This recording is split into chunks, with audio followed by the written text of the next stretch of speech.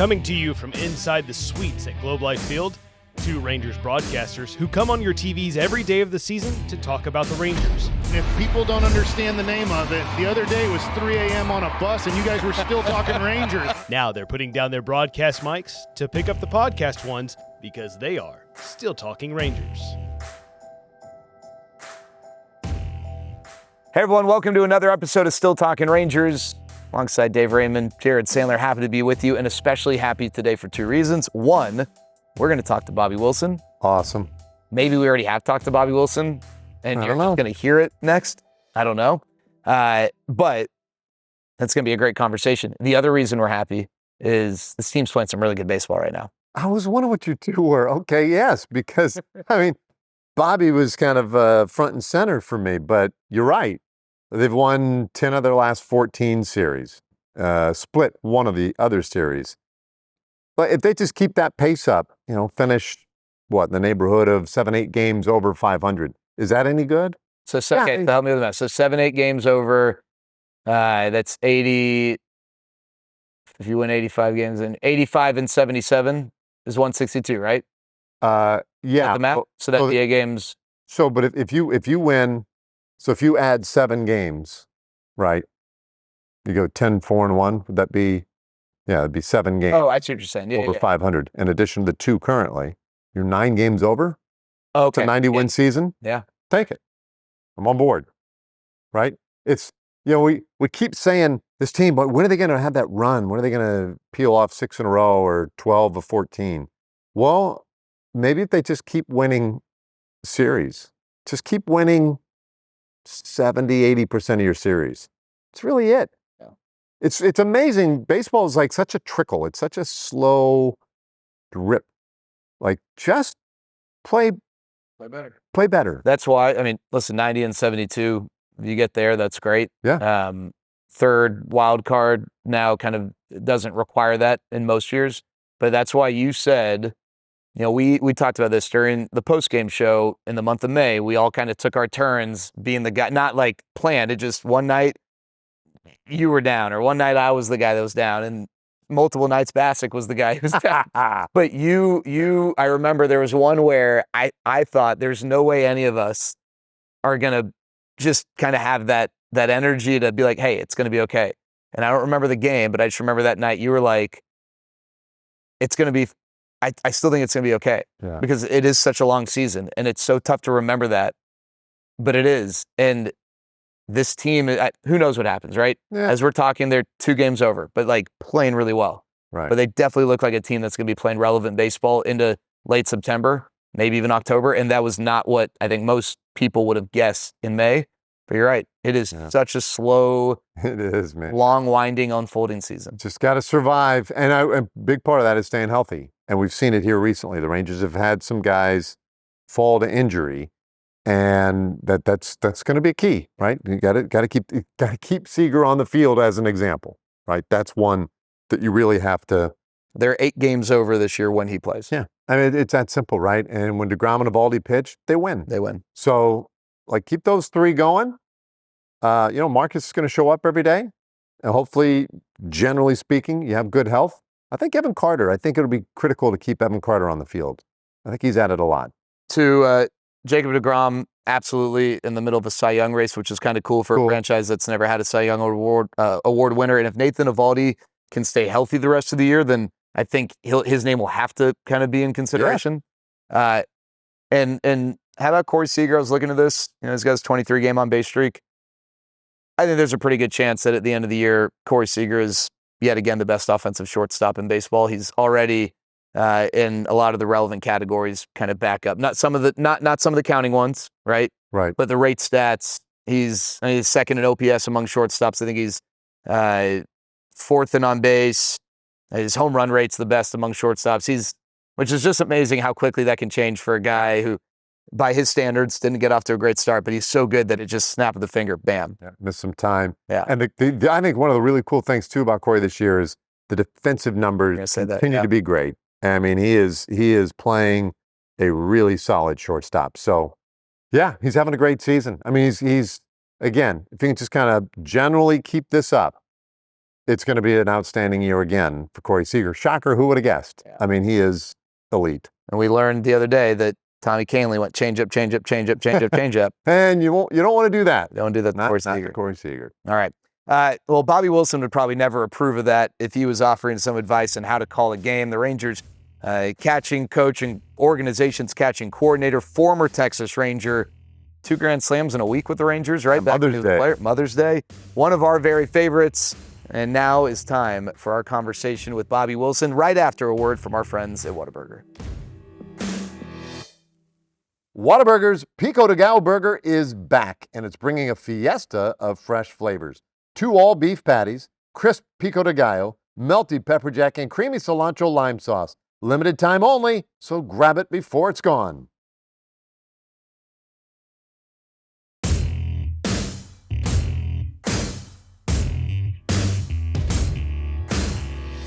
All right, welcome back.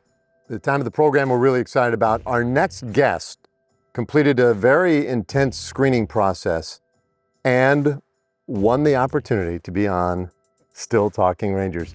Bobby Wilson, welcome to the show, man. Thank you for taking some time. Thank you for having me. I've been waiting for the invitation. Yeah. I've seen all these on the social media sites, and I've been waiting, dying to get on this show. So thank you for having me. Is there anyone in the traveling party other than the broadcasters who we talk to, you and I specifically, more than Bobby Wilson?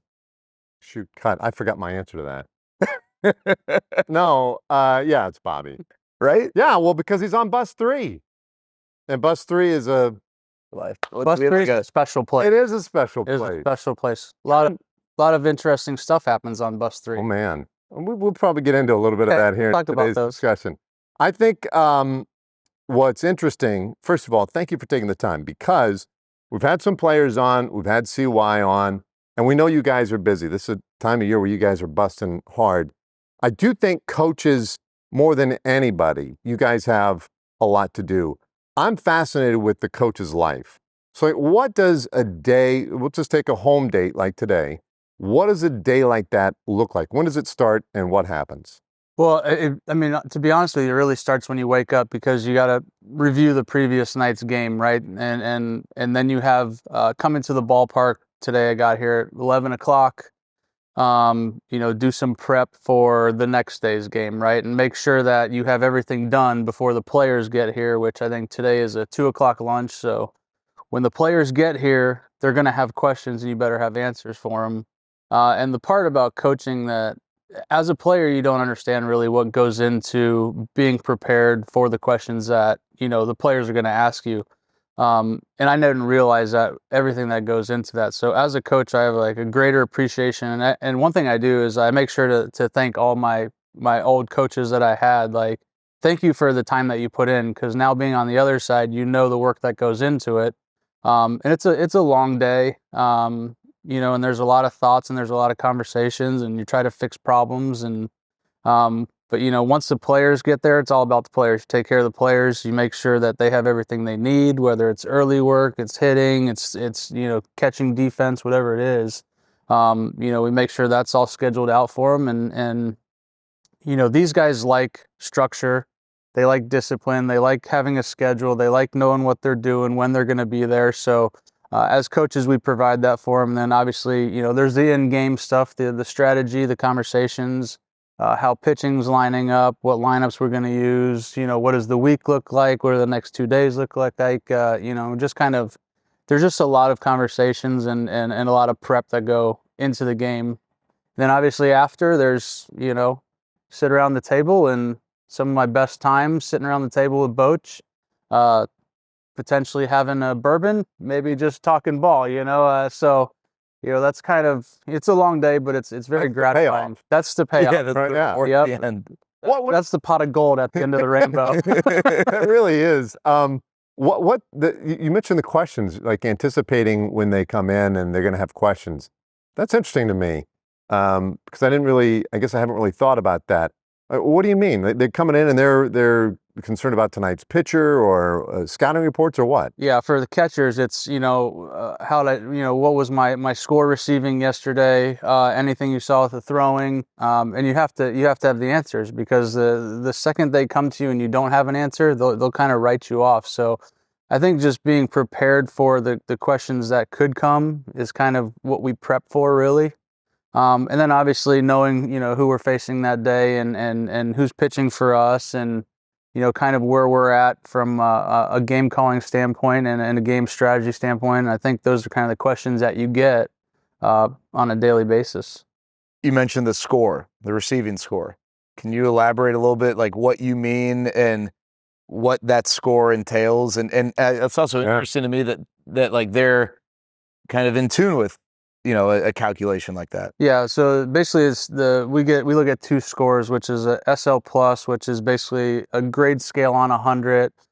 Above it's obviously good, below it's obviously not great. And then So 100 even, 100 average. 100 evens average. So anything above 100, we say, it was a good day.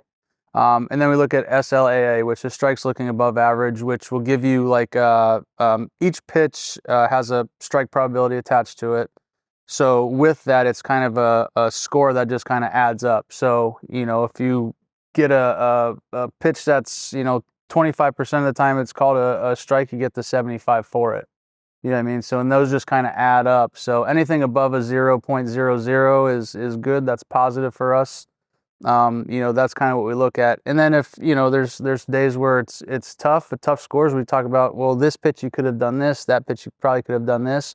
Or, the umpire missed it. That happens. Or, we were in a bad position. So, every day just evaluating every pitch, because every pitch does matter, especially from a catching standpoint. We know that with game calling, we know that with receiving, blocking, throwing, like every pitch matters. So, we'll go through every single pitch, and most nights it's 1 or 2 pitches, which is good. Some nights there's 5 to 10 pitches, but, we try to hit that every day.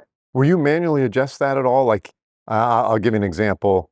You're setting up, I don't know, inside, and he misses location, Mm-hmm. and so a catcher reaches like this to get it. It's still in the box, but it doesn't get called because the umpire, these things happen, right? Yeah. You didn't hit your spot. It was close. You didn't get the call. Would a guy get hurt for that, a catcher? Yeah. Or would you adjust that out? Absolutely. They get dinged for that. But that's part of the game, right? Like, that's why we try to keep them in a good position to be able to handle strikes.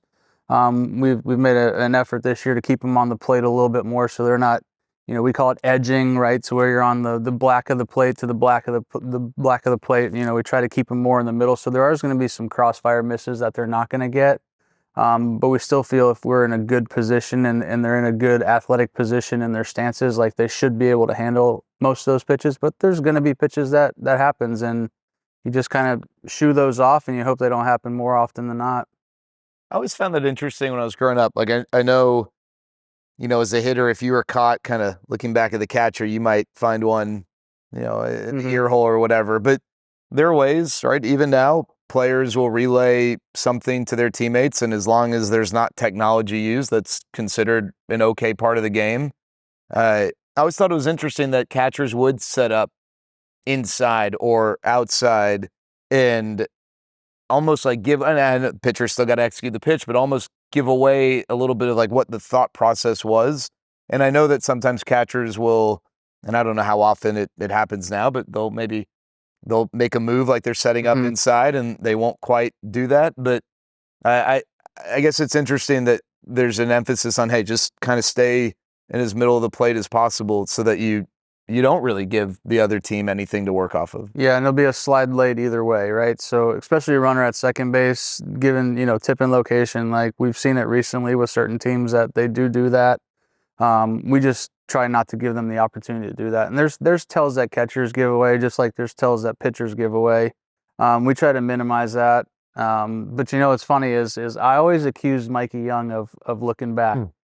For whatever reason, whenever I was with Anaheim and obviously him here throughout those years, that I always thought that he was peeking back. And I've called him out on him. I say, Mikey, you looking back at my signs? And he said, Knapp told me the same thing. He goes, I have never looked back at signs. So, and I believe him. pretty honest person. Yes. Yeah. So I guess I've never considered catcher tells, right? And by tells, I mean, not that you're setting up outside and that might be communicated to a hitter. Obviously, those types of things would be if you could do that. But the guys have little tendencies or quirks that would maybe tip a team off. Hey, it's probably breaking ball. It's fastball coming, something like that. Stances give that away. Is that a thing when you were catching too? Yeah, absolutely. But we only had one stance, right? So it was, you had your traditional stance, then you had a secondary stance, which everybody hopped out the same way. But with that, there were tells as well, because you could there'd be certain guys that walked out on certain pitches, some guys that hopped out on breaking ball pitches. With, the one knee stances, there's some guys that will only go left knee down for fastballs and they'll go right knee down for breaking balls, because that's a better stance to block and throw out of. So there are these little and even with the pitch comm now, with guys, trying to cover up, like there could be hand movements or forearms or, depending on where the buttons are, so we're looking for, we're looking for all of this stuff, because in my opinion, if you see it real time, like that's okay. Now, like you said, if you're using technology to do it, then and that was a Mike Sosha thing. Mike told me, he's like, we don't watch video on it. Like if you see it real time, pay attention during the game, watch it real time and figure it out that way. Like then we'll use stuff. But so that's kind of where I'm always looking for that kind of stuff. Where else are people tipping things off? It's never occurred to me that the guy's posture as he's clicking the button. That button is here, and so you got to get yeah. That's fascinating. You jumped right into this. You played, you retired, 2019? 2019. And then next thing supposed to be a manager. Remember in 2020, it was 2020. I was. You're going to be the Frisco manager. Yep, sure was. And then bang, things change quickly, right? 2020 comes along, and you jumped into this catching thing in a way that I just thought was, one of the most awesome stories, just the way you took that time and you're like, well, to be a good catching coach and instructor, I probably need to do a little bit more than just whatever I knew. And you didn't just stick in the catching sphere, right? You went out hockey and everywhere. So just tell us a little bit about what happened in that time for you. Yeah. So, when you, as a player, you think you know everything, and then you jump on this side and you realize, man, I don't know as much as I thought I did. So during that time, obviously being home, went to spring training, was going to manage in Frisco, went home and realized that in that 3 weeks, I want to say that spring training was, like, I realized I got a lot to learn, obviously then when that happened, I went home and I really kind of dove into a bunch of, not just catching, but I dove into, lineup construction and kind of managing games and thinking about cuts and relays and thinking about bunt plays and thinking about infield positioning, outfield positioning. I really dove into all that. And then, I realized, like, this one knee stance was pretty relevant at that time. In 2018, I was with Minnesota, and the now catching coach for the Yankees was there and kind of was introducing it. And I was like, I'm not doing this crap. Like, get out of here with that. Then 19 came around and I tried it a little bit, and I was like, I still wasn't in on it. And then it got to that, and it's like, we got to get better at this. So really dove in and kind of what you're alluding to. I called some NHL goalie coaches, right? And got in touch with them and tried to figure out how they were doing it, with blades and with, getting blades in the ice to push laterally. How do they move, on ice? And I just thought that there was, like, little pieces that I took from that, specifically with the lateral movement, that really, like, helped me. And then just diving into video, what do the best do in each zone? I had 9 zones, just around what are the best guys doing in those zones, right? And got a list of, here's the top 5 in this zone, what are they doing? Why are they doing it? What does it look like? How are they moving? And, like, just kind of really dove in and like fell in love with it. I loved catching as a player, but to kind of really dive into the nuances of it was very gratifying for myself, and it made it easier to teach our guys how to do it. I have a few rapid fire questions in response to this. which NHL goalie coach was like the most helpful for you? John Elkin was the one I originally talked to. And who's he with? He was with Toronto at that time because we had a connection with the Maple Leafs, which Jordan Teague's huge Maple Leafs fan. And funny story about the Maple Leafs is that their strength and conditioning coach played college baseball for my dad at St. Pete Junior College. No way. So a couple different ties to the Toronto Maple Leafs there, which I was rooting hard for him in the playoffs. You know, just because I don't know, I felt a little connection there, and I was sporting Jordan Teagues, who's Canadian, huge Maple. He's in it, right? He's not just like I like them. Like he's he'll not break a it down casual. for you. Yeah, he's not a casual. He is all in on it, and you know. So, but that's John was the first one I talked to, and I talked to a few other goalie coaches, but he was the one I originally talked to. When you did that 9-zone analysis, was there a catcher you gained more respect for because his name kept popping up? You're like, man, I guess I didn't realize how good he was. Yeah, I mean, Austin Hedges was really one of them. You know, like his name kept popping up on a bunch of different ones, and you know, I think we all love Hedgie for what he brought to this organization, and but no, he was kind of one of those guys that popped up, and I kept thinking, I was like, God, this guy he hits 160 and he keeps doing this, like, and it's because he was so good defensively, man. The impact that he had behind the plate, and like I said, he just kept showing up in all these zones, so I got a chance, and that's part of the reason why I said I really like this guy. I think this guy would be a big help to our team. He'd help Joni, he'd help Mitch at that point in time. So, but yeah, he was the one who kind of kept popping up, and man, I'm glad that we got him in 23 because that was quite the ride. How much did you guys know about his personality before that? I didn't know he was going to be the way he was, and you see him from the side, and he looks very intense and into it. And then you get around him, and man, he is an absolute blast. I mean, one of my favorite people to ever be around in this game. Just what he brought to the clubhouse, right? I know it's, obviously production on the field is a big thing, but the impact that he had in our clubhouse, the impact that he had on me personally, he taught me a lot of things as well. About catching or about catching? About catching. He had different thoughts, different ideas, which I loved, right? It wasn't just, okay, tell me what you know and I'll try it if I like, he gave me feedback. I like this, I don't like that. And one thing with Hedgie, his first day, he's like, I'm really struggling throwing. I don't know what to do in this right knee down stance. I said, well, why don't you just pick your right knee up, and then that'll load you to what you're used to doing. So that night he goes out, picks his knee up, throws the guy out, and he just looks at me like, nice. So you gained, but hey, like earned his respect. I was going to say, that goes back to what you're saying, where if someone asks you a question, you don't know the answer, you're out. Yeah. Well, in that moment, you couldn't have known what you haven't spent any time with him, but in that moment, you probably earned his respect and trust because you were ready for an answer. Here's what I think. See if it helps. See if you like it. If you don't like that, we got something else for you. But he liked that. It worked for him. He threw a guy out that night, and like I said, rest is history. You make the point that we talk a lot to Bobby, sometimes about baseball, sometimes about other stuff. I mean, it's true.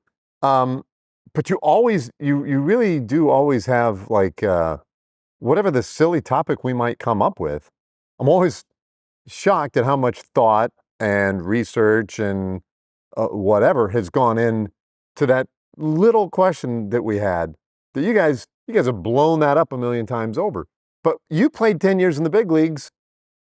Did you have catching coaches, number one, all the time? When did that start happening? And how involved were they and how much detail did they have? Like, in other words, where has that, because there are a lot of coaches now, but the amount of detail and work that goes into all these things, I don't think people have any idea. I don't know that we have any idea. Yeah. But did you have catching coaches on the big league roster? So I had Mike Scioscia. Sure. Right. And his attention to detail was like nobody I've ever been around, and you always had to have, thoughts of why did you call that pitch? Tell me what you were thinking. What did you see? Right. So that kind of sparked all of this to where it's like, like have a thought, have a reason behind why you're doing something. Don't just, throw it against the wall and hope it sticks, as they say, right? But like have an idea, have a thought of why you want to do this. You know what I mean? Or just have a thought on it, and one thing I am is very opinionated. Like I have my opinions on things, right or wrong, but I can be swayed one way or the other, if you give me good evidence. But Mike's attention to detail was the foundation. It's the foundation that I still use for our catching program from rookie ball all the way up to the big leagues. I should say Dominican League all the way up to the big leagues. That's the foundation of the catching program. And you oversee, that's one thing that, like, you are here and with the big league club every day, but you are responsible for putting that stuff together top down in the organization. Yeah. So I've kind of put together the whole program for the organization. Something I'm really proud of. And we've had a lot of guys plucked from our organization, which is a sign that our catching coaches are doing a really good job and that our players are growing. It is a bit of a challenge. We have a Zoom call with all of our the two new catchers that we got out of the draft. So we have that Friday. So very involved with that still. Talk to the catching coaches in the minor leagues just to see where they're at. We have a monthly call on that. Another thing I'm super proud of is the Hector Ortiz Award that we have in the minor leagues to the catcher that, exudes our core values and kind of who Hector Ortiz was, which that's one thing I'm really, really proud of, continuing his legacy, because he had such a huge impact on me as a player and a lot of my teammates. Quickly share who Hector Ortiz is. Yeah, Hector was our catching coach here for a while. He was my catching coach when I was here, our first base coach. But more than just a coach, he was a friend, that he truly cared about everybody. And I had to do a speech in spring training about, what this award means to me. And I couldn't keep it together because he meant so much to me. Obviously passed away from cancer 2 spring trainings ago. Yeah. It's been 2 spring trainings. Yeah. So, wanted to have this award for, the catcher, monthly award for the catcher that, One of those shirts. Yeah. Right? I mean, the people saw it, and then the first one was the blue, but like we've done, that was all kind of started, right, to raise some money. Yeah, which we and support. did. Yeah. Thanks to the Rangers Foundation for helping out on that as well. But we're able to raise some money. And the award is another shirt that has it's a nice shirt with with the logo on it and purple, which was his favorite color. So just a nice little tribute to him, and hopefully he's looking down and appreciative of it, and knowing that I'm trying to keep his name going because he did have such an impact on my life and a lot of other players' lives. Okay, so players' lives. It's a little bit random. We're going to dovetail out of the coaching for a second. Okay. When you were playing, and I think it was toward the end of your career, Dan Gladden, who's now a broadcaster, the Dazzle Man, came down and talked to you in the dugout one day. And I think you still wear it, right? I do. The wood-beaded necklace, right? Tiger's Eye. Tiger's Eye. So Tiger's Eye of stone. Tell us the story about Danny and that day. So I was really struggling as a player. 2018, I was in Minnesota. I was hitting, 117, something like that. I was the worst hitter on the planet. You'd be batting cleanup today, but. Exactly right. But I was the worst, and I'm like scuffling. I got my batting gloves on. It's an hour before batting practice, and Dan Gladden's sitting on the bench there, and I just looked at Dan. I said, "Hey, Dan," I said, "just give me a hug, man." And he goes, "How'd you know?" And I'm like, "I don't know how did I know what? Like, what are you talking about?" Oh, man. He's like, "You sensed it, huh?" And I was like, "Dan, I just need a hug. Like, I'm struggling. I just need a hug." So he reaches in his pocket and he pulls out a stone that he always carries with him. It's a Tiger's Eye stone, and it's supposed to bring good energy and bring people close to you that are kind of in need. So he's, then I kind of put it together like, oh, that's what you're talking about, So he hands me that stone. He says, "Here, take this." So that night I get 2 or 3 hits. That week, so I get 2 or 3 hits, that night, and I'm like, oh, cow, this tiger stone's really. So I go to the store and I purchase this necklace, which I haven't taken off since that day. It's a Tiger's Eye beaded necklace. have not taken it off since that day. But every time I see Dan, it's the tiger's eye. And we used to have every time I got a hit, I'd always give Mitch Garver the tiger's eye. Other people thought I was doing something different, which I wasn't. It was for the tiger's eye for that. So I think myself, Mitch Garver, Logan Morrison was on that team at the time. We all had tiger's eye necklaces because, we thought, shoot, let's just go with this. So Danny Gladden. He is a piece of work, man. One of the all-timers. Yeah, he's great. That's, you talk about Hedgie, but Gladden, these characters, right? Oh, yeah. The game is just so rich with wonderful personalities. So, and here you are, catching coach on a team managed by Bruce Bochy. Mm-hmm. So, additional scrutiny for you in your performance on a daily basis? So it's kind of a running joke. It's been a running joke since Boch has been here. Boch in game, if you ever see him yelling, it's generally at me for something. You know what I mean? Like, Even if it's not your fault. Even if I have nothing to do with it, it's generally coming at me. So I tell you what, though, he's been really great with the catching stuff. He's kind of let me go. He'll hit me with ideas here and there. And I always ask him, I asked him this yesterday. I said, hey, Boch, let's be honest. If when you were catching, they had the option between the traditional and one knee, I said, would you pick the one knee? He goes, oh, hell yeah. In a second. I'll take the one knee. He would take the one knee. He goes, man, my knees and my hips and my ankles and my back. He goes, I absolutely would. I think it would have saved my career. So, he's like I said, he's hard on the coaching staff. And, we look at it as like, I'm not going to let Bruce Bochy down. There's no way in hell I'm going to let Bruce Bochy down. So, there's a lot of accountability with the staff, especially with him. And if you don't, he's going to let you know, which I appreciate. Yeah, I love how he yells at you like, I don't know, somebody's trying to steal second base. Bobby, what are we doing? Well, I mean, I don't know. Why do you swing at that pitch? I don't know. I'm not I have no idea. So it's a trip, and it's kind of 90% of the time he's usually yelling at me on the bench about something. And it's funny because with Boch, you know your tone. You know what I mean? Like, because he is grizzly. It is a rough voice, and so everybody kind of knows their tone. And that's 90% of the time it's my tone. He's a pretty cool guy. How much ball busting do you guys do on Boch? Oh, quite a bit. Yeah. I think it's. I don't know if we put it out there or not, but there was what do we have? The '80s dress up. Yeah. A few years ago, and I had the, what are those hats called? The big, oversized. because he's got the huge head, so we'll bust his chops about his head from time to time. But you guys both went Boch. We went both, yeah. Yeah, I couldn't keep my mustache on though. Yeah, it was tough. The sweat. A little sweaty that day. That was a hot plane that day. Patriots plane, right? Yeah, that was a hot plane. Oh, yeah. And a full uniform. I mean, I couldn't keep that on. I'm sweating. That was a tough flight that day. We got through it though. We did. And it was on the way to a world championship. It was. So, we always like to play a little game or do something a little different with our guests. Usually try to tie it into a little something about them. So we got a couple different routes we can go here. We could do. Let's go with the conspiracy thing. Love that. I love conspiracy theories. I love it.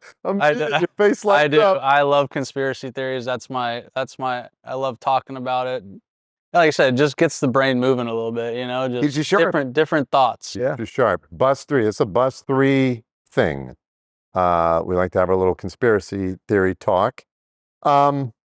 Baseball conspiracy theories, if you will. Controversies, whatever. Want to weigh in on a couple of these? Babe Ruth's called shot. Did he call his shot? I don't think that he called his shot. I think that maybe part of his motion was caught as it looked like he was calling a shot, but I have a hard time believing that, in that era when, it's a little different now, right? Like those guys, I would imagine if somebody showed up, they'd get drilled. So I don't think that he called his shot. I think it was more just caught in something he was doing to get ready It was like game 3, I think, of the World Series. I mean, apparently they'd been busting his chops in the Cubs dugout, and so there, all these theories that maybe he was pointing to the dugout, but yeah, I don't know. So I don't think he called I the don't shot think either. it's tough for me to believe he did. As crazy as he was. Joe Jackson, shoeless Joe Jackson, 1919 World Series, the Black Sox scandal. He was caught up in that and was held accountable for so many years by Major League Baseball, despite some subsequent lawsuits that he had against Comiskey and the White Sox.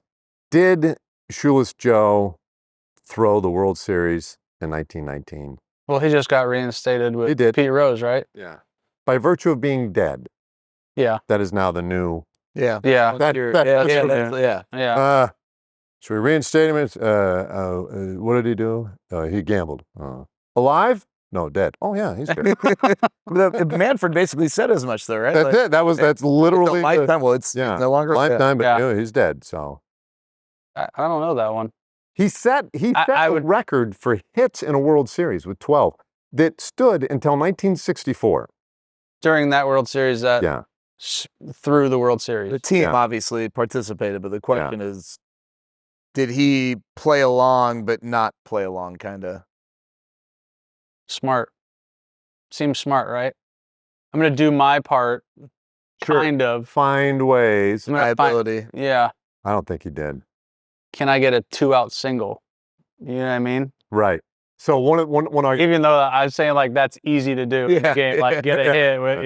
I'm just going to get a 2-out hit here, poke at the other. Yeah. One of the arguments was that he did not make any errors. He threw out a runner at the plate. Great defense, right? But they also yielded like 9 triples, 3 of which went to his corner. So people are like, yeah, well, okay, he didn't make any errors, but was he just jaking it out there and not getting the balls? Who knows? 1919. Fidel Castro claims that he had a tryout with the Washington Senators in the 40s. What are you thinking there? You know what's funny is you bring that name up, and Brett Hayes, our quality control coach. I don't know if you guys have seen the franchise with the Miami Marlins. Have you guys seen that? Is it like a? It's like Boch did one the year before. It's like an in-season. Oh. And I have not seen this one. And I just remember I just watched this because Brett was like, "Hey, me and my wife and I are on this," and like it's we were talking about it the other day. But what's it on? Ozzy, it's on YouTube. But Ozzy, at this point, it's I don't know if you remember, but Ozzy Guillen said something about Fidel Castro at the beginning of that year, so. I don't know if I really want to touch that one, I think that's the right answer. Smart, right? Yeah. Yeah, I don't know. I think he got in a little bit of trouble for that one. Yeah. Let's get away from the let's get away from those for a second. Remember, there's 3 things. I know. Yeah. 3 rules. Yeah, we have 3 rules on bus 3. Yeah. You'll have to fittingly enough think about them. Yeah. All right, last one then. We'll do a little slightly different game. Catcher or goalie? So if I said, as an example, Gump Worsley. Gump Worsley. Yeah. I had to it sounds like an old-time baseball name, but I'm going to assume it's a goalie. It is, apparently. Do you know anything about him? No, he played for Montreal, I believe. That's about all I know. Gump Worsley, by the way, also played for the Minnesota North Stars. I was sitting on my note on him, so I had a... Which is now... The Dallas Stars. The Dallas Stars. You're a big Stars fan, I know that. I do like the Stars. They're your Western Conference team. Yeah. I'll give you one more. Eddie Ainsmith. His nickname was Dorf. Dorf? Dorf. You ever seen Dorf on golf? It's the best. Yeah. Tim Conway. Have you ever seen Dorf on golf? No. Oh, it's the best. We might need to just pause the production here for a moment. Pause. Dorf on golf. Yeah. Dorf on golf. God. Eddie Ainsmith, a.k.a. Dorf. That's the only other Dorf I've known. Dorf. So, Dorf, I'm thinking short from Dorf on golf. Yeah. So, they don't have short goalies, do they? Maybe they do. I'm not the one who studied both of these. I'm going goalie. Not baseball. You should have done with your intuition. He was a catcher. I knew it. He was a journeyman in the Early 1900s, 1910 to 24. All right, tough game. Didn't know Tough game. didn't know about him either. Yeah. Yeah, that's okay. Mike Smith, that was one I was going to throw your way. Mike Smith. Did he also play in the early No, 1920s? Our lifetime. Mike Smith. See, that name doesn't really give you much of. No, that's a terrible name. I mean, that is. But I can tell you where I would lean on that. I would lean towards catcher on that one. So would I. Goalie, drafted by the Stars, played in a Stanley Cup. So I should know this. When it Yeah, sounds right, like right. a baseball player, it's a goalie. Yeah. Okay. Did you ever play hockey? I did play hockey. I got a funny. So I Tampa Bay Lightning were obviously big growing up, because it was just come into the Tampa Bay area. I said, Dad, because we used to play street hockey all the time. I said, Dad, I want to play hockey. And he's like, all right. So we went to the store, and my dad, he must have spent, hockey gear is expensive. Yeah. It's not cheap. So we go, and I get all geared up, and I go do this hockey camp, Tampa Bay Lightning hockey camp at a local skating rink. Yeah. So I go there, and I'm like so excited. I got taped up, I'm into this. How old I are you? actually had a North Stars jersey on that day. Madonna? No, it was just clear back, but I had that on, How old? and I had to be 9 years old, maybe. All right. Right? So I'm so excited, right? And I jump up on the board to jump on the ice, right? And I hit the ice, and I couldn't skate.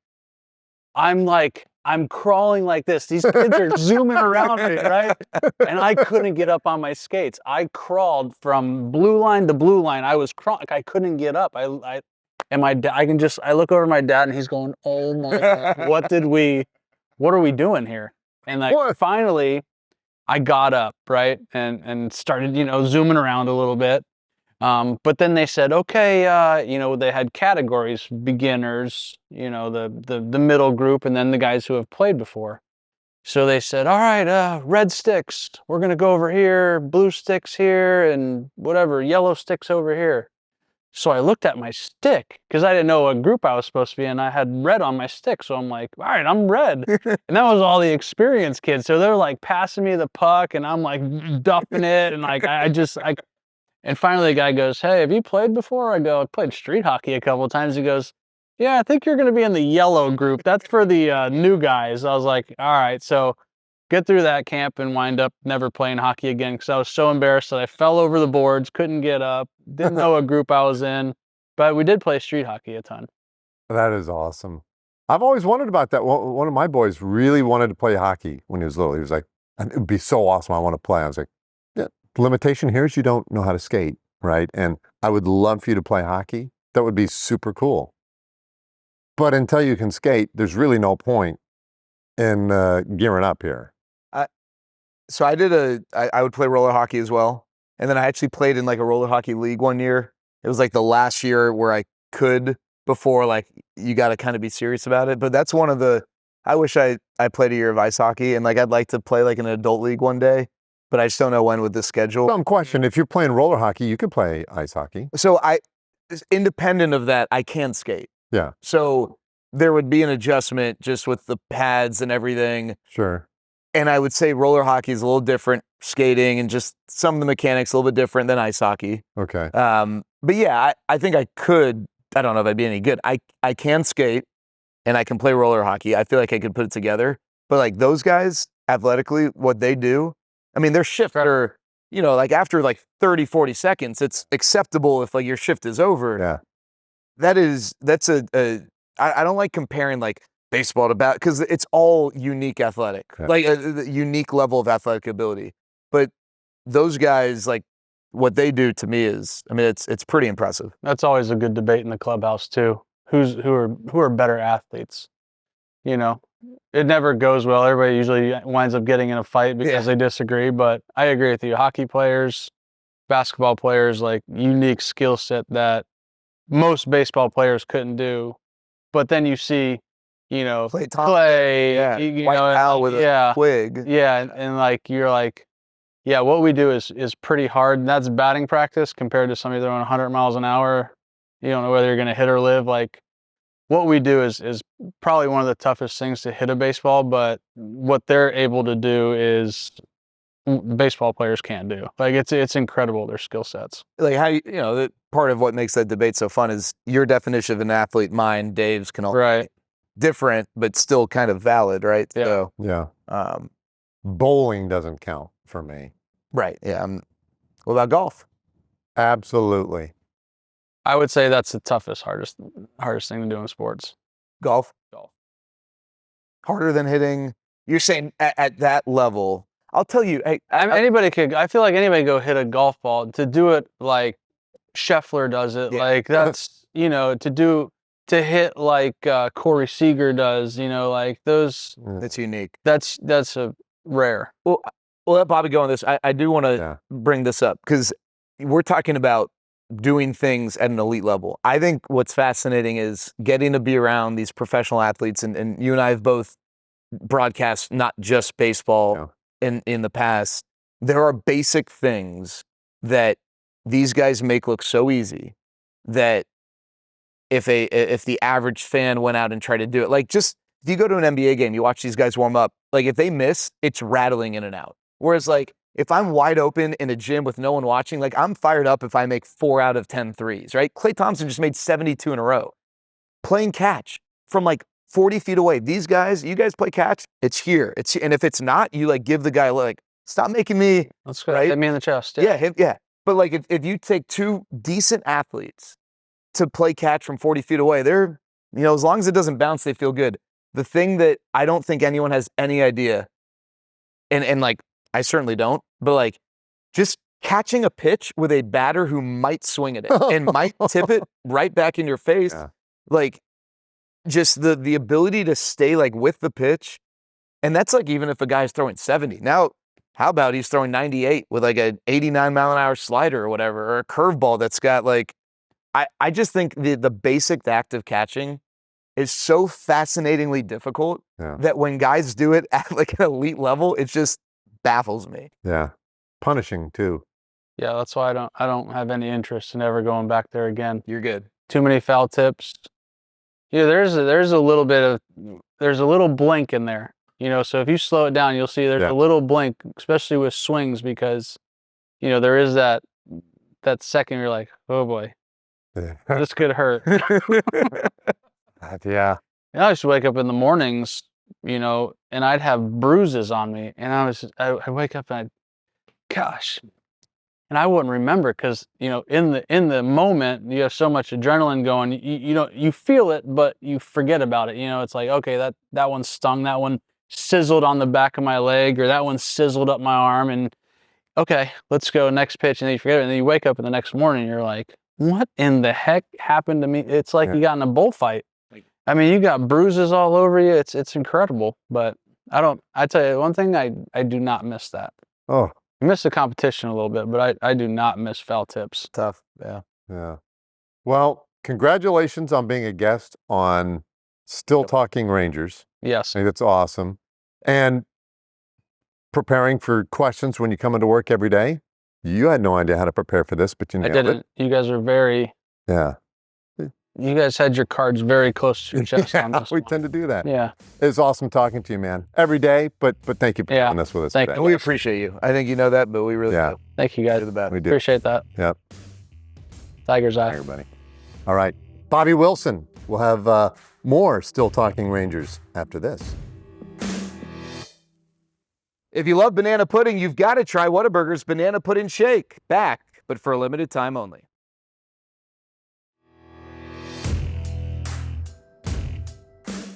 Welcome back to Still Talking Rangers, presented by our friends at Whataburger. It was great talking to Bobby Wilson. We really do. I mean, we spend a lot of time with Bobby. We both were here when Bobby was a player. And one of the things, and I told him this the other day, one of the things I love about Bobby, and I think one of the reasons why, I gravitated to him when he was a player. If he was 0 for 4 the night before, 4 for 4, didn't play, whatever, he was the same guy. It's easy to say like, oh, I want to be the same guy. I don't know that I could easily be the same guy riding the wave of being a major league player and the highs and lows and the stresses, but he was. And I think that's why he is such a good coach, is because there is emotion. I mean, he said, I'm an opinionated guy. Yeah. But, like, I think he treats everyone in a way that makes them want to support him and fight for him, the way he talked about how that staff feels about Bochy. Yeah. And yet, as good as he is at that, right, he revealed, like, at that point in his career when he was with the Twins, that he needed help, right? And I think everybody does. If you've played the game, if you coach or manage in this game, there are days that are going to get you. It's tough. It is just constant, unrelenting failure. And it tests you. It tests who you are. But some guys are built for it, right? And he really is. Because to your point, good inning, bad inning, at bat or pitch selection, whatever, he never moped. He never behaved in any way unusual. He was just always that same guy. Chin up. Let's go. Keep moving forward.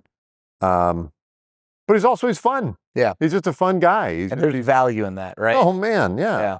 Yeah. He's just, he's got a great just feel, and perspective on everything, I think. I love him. Yeah. No, I did too. I will say, though, all coaches are kind of amazing. All coaches are a blast. I mean, Tony Beasley, we spent so much time with him. Corey Ragsdale. I mean, these guys, Mike Maddox, they're so knowledgeable. They're generous with their time with us. We definitely spend as much, probably more time talking to coaches than we do players. They're just such valuable, critical guys to a team and an organization. Yeah.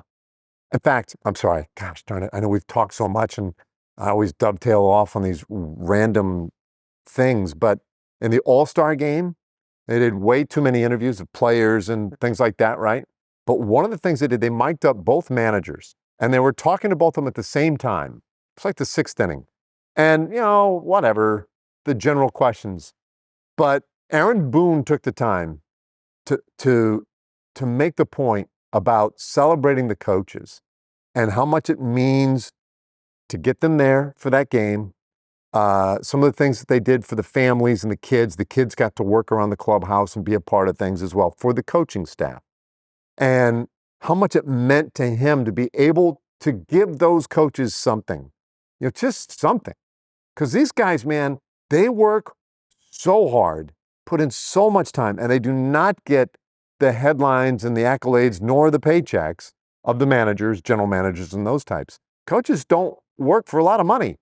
They work for the passion of the game and everything. Anyway, I was so tickled at that part of the broadcast. It was my favorite part of that All-Star Game broadcast, which was a really good broadcast, because of that moment. Because, man, coaches, I couldn't have a bigger heart for them. Yeah. No, Amazing. I agree. I didn't see that. I didn't watch the All-Star Game, so I missed that, but not a surprise the USC guy, is compassionate and thinks about the world around him. Dave Roberts really leaned in on it, though. Yeah, no, but Aaron really brought the guy that, the UCLA guy would be the one that like piles on top of USC guy. No, that's so true. And this team is playing better. Yeah. And there are people who they are naturally going to get credit. We have the privilege of being around every day, and the frustrations on the faces of the coaches, like not in like, oh, heck with these guys. Like, what can we do to help these guys out? Like, I have no doubt in my mind that this coaching staff is going to come up short in getting the credit they deserve as a group for the type of turnaround that we're seeing from this team. Yeah. And a lot of things have to happen for a team to have success. Win a World Series, make the play, whatever. Come back from a slow start. The coaching staff almost never gets talked about. Maybe an individual gets like singled out, like the pitching coach. But like, it's not just Brett Boone. It's Justin Veely and it's Seth Connor. And hey, this defense, which has been great all year, Corey Ragsdale and Tony Beasley, and the catchers, Bobby Wilson. The fact that the Rangers went from being a team you could run like crazy on, to now, like, how often have we talked about, oh my gosh, they're so vulnerable that players deserve credit. Bobby Wilson deserves a lot of credit, right? The support staff too, and all the work they do. So I'm glad we got a chance to talk to Bobby, and would love to, talk to more coaches too. But like, For sure. we understand it. Fans love the players. They buy players' jerseys, right? Yeah. They don't buy coaches' jerseys. Maybe a manager's jersey, depending. A guy like Bruce Bochy, yeah. Mm-hmm.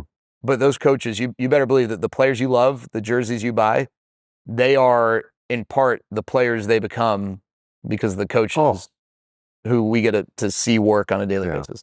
Yeah. Well, they're just delights to be around. Yeah. They love the game. You don't do it unless you really, really, really love the game. I mean, he went straight from playing to coaching, man. Yeah, no time He off. did not take that time off to be with family and all that sort I of want to ask him, when he mentioned those 3 weeks of spring training when he was going to be the manager of Frisco and realizing, wow, I got a lot to learn. I wonder, what if there wasn't the pandemic, and what if he ended up being the manager? Like, does he feel like he could have adjusted on the fly, or does he feel like, man, like maybe I would have been not exposed. I hate to say exposed, but like just that would not been the right fit at that time. Like I'm curious if that. we see guys who get opportunities, it doesn't work out, and then they turn back into coaches again, and I don't know, like, does it always burn with those guys? Like, I really want another shot to manage, or do they say to themselves, this is it. This is where I should be. I should be a coach. I'm good at this. I have a positive impact. I enjoy it. Like, I don't know. I don't know where guys come down on that. And I do hope Bobby manages one day. Same. I think he'd be really good. The impact he's had, because he's in a unique spot. Like, a pitching coach focuses on one position, but there's a lot of pitchers. Hitting coach focuses on like a discipline of the game a lot. Like, the catching coach really gets to work closely with 2, maybe 3 guys and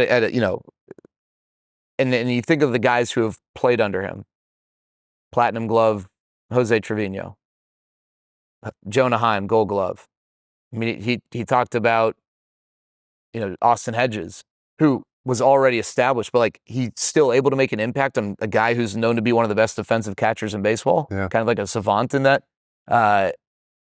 And you see the improvement that catchers who, we're not even talking about, have had coming to play for the Rangers. I mean, Andrew Kisner didn't work out with the Rangers last year, but his catching numbers were so much better last year while he was with the Rangers compared to prior to his time with Texas, when he was with the Cardinals. Like, Bobby's really good. Yeah. No, I think he's really well respected around the game too. I think people know that. But they don't know that about he's Bus legit. Theory.